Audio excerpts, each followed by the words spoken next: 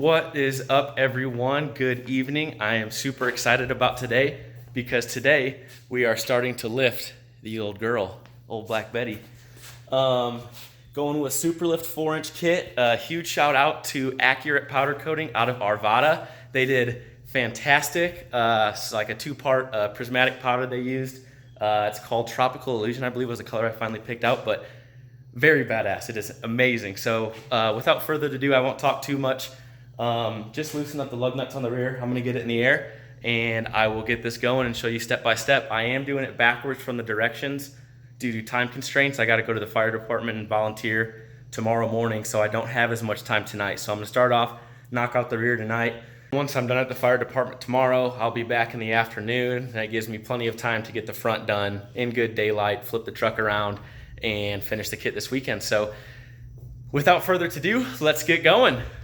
So once you have your truck in the air safely, obviously make sure you put it in four-wheel drive and in gear when you go to lift it so it doesn't roll away. If you're on a slope like me, definitely. And don't mind the ghetto stands. The teeth on the stands my buddies let me borrow are not good, and I didn't want to risk them. So shore up the bottom, and they're sitting as low as they'll go, so I know it won't fall. But the first step on the rear is messing with the emergency cable, on top of the diff. So I'll get under there, kind of give a quick description on what you got to do, and then get it done myself.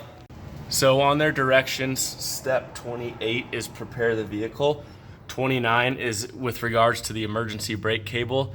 That is the nut you loosen and remove the holder off of the top of the rear diff. And then if I scroll back, I'll show you on the driver's side frame rail. That is how you loosen the emergency brake cable, also in step 29. So once you get it loose, removing it from the frame mount is the hardest part. There's these two really small tabs on it, and the frame mount's right there. Easiest just to have a small flathead screwdriver, work one side, lean it on that, and then get the opposite side to work it through. Okay, on to step 30. Remove and discard both shock absorbers. 13/16 socket, and get them both out of there. Both shock absorbers are out. Quick tip. Especially for the driver's side, it's kind of tight up there against the spare tire. Lower and loosen the spare tire so you can kind of tip it out of your way and swing it around. And that is it. Getting a little warm out here, but step 31, remove U-bolts and install new blocks. You'll take all four of these, same socket you were just using for the shocks, and lower away. So all done with step 31. I got the blocks in, you can see, and I'll see if I can show. Kind of hangs over the front. If you set it on the centering pin and spin it 180, you can see which is bearing farther on the front as it says in the directions. So that's basically what you got to do, and centering pin kind of aligns everything and makes sure your axle degree and angle's correct, so your drive shaft's not going to shake the hell out of you when you get going 60 miles an hour or so. But just make sure you clean the pads like it says too good. I know I had a lot of dust and stuff in mine. And then lastly, when you're tightening and torquing to 150 foot-pounds on those, do a star pattern. And something I noticed is I have some deep wells sockets, but they're not deep enough. So 30 is done, blocks are in, everything's torqued. O'Reilly's didn't have a deeper socket, so I just cut the top off, spray painted them quick, torqued to 150 like I said earlier. Now onto the shock absorbers in the rear. Top is connected, and the washer goes on the inside face, and then the nut on the outside, and then the washer on the bottom goes on the inside face as well. So shocks are pretty easy. That is step 32, and then after this we're on to 33 with finishing up the emergency brake cable. So new shocks are in, nice and shiny, the shiniest thing down there now. Off to the brake cable. Back here, driver's side rear again. Brake cable is disconnected, and this is all you got to do. Pull it out of there, and then reroute it forward.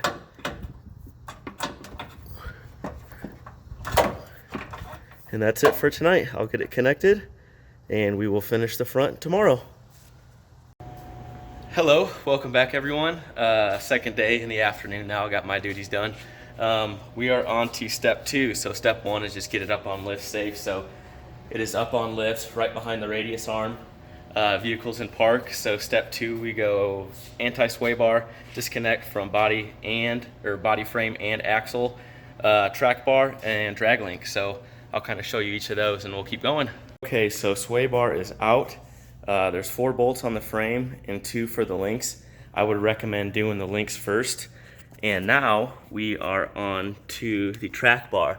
So the track bar, you can see right there, that nut, it just has us disconnect that and leave it connected at the axle for now.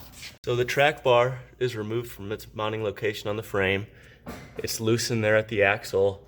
Now the drag link, I'll disconnect that from the pitman arm, and then we'll get on to moving and removing the pitman arm. So bolt is out. I also took the nuts off the pitman arm. I made my marks too, so I can line it up when I put the new one in.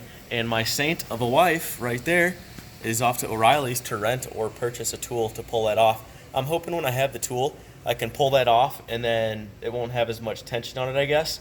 And I can get the drag link off as well. It's kind of stuck in there. I don't want to beat on it or anything. So I have it loosened at the other end, but it's still super tight. So once she gets back, we'll pull all that off. But now I'm going to move on to the next step and brake lines. Brake line bracket locations, driver's side. Go right up from the radius arm. Was right there. I pulled it down a little bit just to loosen it. Passenger side was a lot more harder to get to. It was really tucked up, or at least it seemed like it to me, kind of up there. You can see the lighter bracket behind whatever you want to call it on the frame. Both of them take a 1/2-inch socket, and just take them out. You'll reuse the hardware, and there's a bracket to help relocate them later. Continuing on step 3, brake brackets are disconnected as I showed you their location. I'll take the shocks out next, and the vent hose tube. And I was going to try to get under here quick from the driver's side and show you. That's the vent hose tube. So it's basically just cutters and cut those 2 ties holding it to the frame, and that's it. And then it can kind of run freely. I'll probably reattach that later. Kind of depends on how tight it is running up to its vent location in the driver's side fender. Correction to that, there's a clip right there. You might even be able to leave the ties kind of holding it going up over the frame, and then you may be able to just pull it off that clip there so it doesn't get bound up on the frame when you drop the axle. Well, if you can't tell, it's a few days later and the lift is on. And if you also didn't know, I skipped quite a few steps on this, and I will tell you and show you why quick.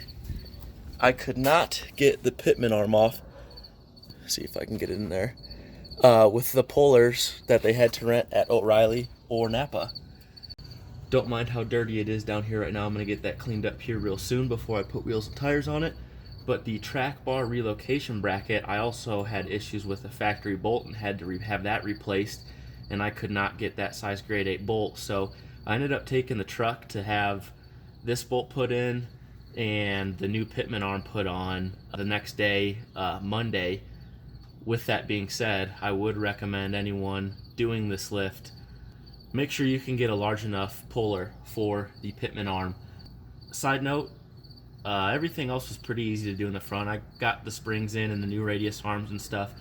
The biggest thing I would recommend with doing all the suspension stuff in the front, when you get it in a lift or put stands underneath it behind the radius arms, make sure you can get it in the air high enough. That's huge. If you can get it in the air high enough and have 2 different jacks on each side, you can drop and kind of kink the axles, lift one side, let the other one all the way down to get the springs out safe, to get the new ones in and get the factory ones out safely.